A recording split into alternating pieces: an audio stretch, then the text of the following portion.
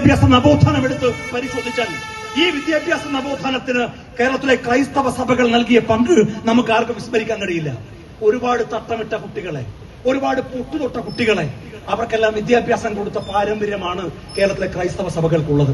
ഇപ്പോഴും കേരളത്തിലെ നിരവധി ക്രൈസ്തവ സഭകൾ നടത്തുന്ന വിദ്യാഭ്യാസ സ്ഥാപനങ്ങളിൽ തട്ടമിട്ടുകൊണ്ട് തന്നെ പെൺകുട്ടികൾ പഠിക്കുന്നുണ്ട്, മുസ്ലിം പെൺകുട്ടികൾ പഠിക്കുന്നുണ്ട്. പക്ഷെ സമീപകാലത്ത് കേരളത്തിലെ കാസ പോലെയുള്ള പ്രസംഗികളായിട്ടുള്ള ചിലർ ചേർന്ന് വർഗീയവൽക്കരിക്കാൻ ക്രൈസ്തവ സഭകൾക്കിടയിൽ വ്യാപകമായി പ്രവർത്തിക്കുന്നുണ്ട്. ഒരു ലീഗുകാരൻ എന്ന നിലക്ക്, ഈ നാട്ടിലെ മതേതര വിശ്വാസി എന്ന നിലക്ക് നമ്മുടെ ആശങ്ക എന്താണ്?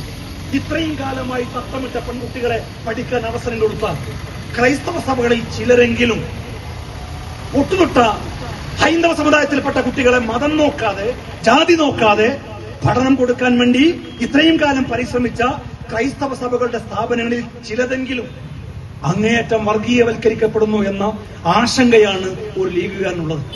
ആ ആശങ്ക എന്തുകൊണ്ടാണെന്ന് വെച്ചാൽ, ഈ നാട്ടിൽ സമാധാനവും സഹവർത്തിത്വവും ഉണ്ടാകണമെന്ന് എല്ലാവരെക്കാളും ആഗ്രഹിക്കുന്നത് ഇന്ത്യൻ യൂണിയൻ മുസ്ലിം ലീഗാണ്. അതുകൊണ്ട്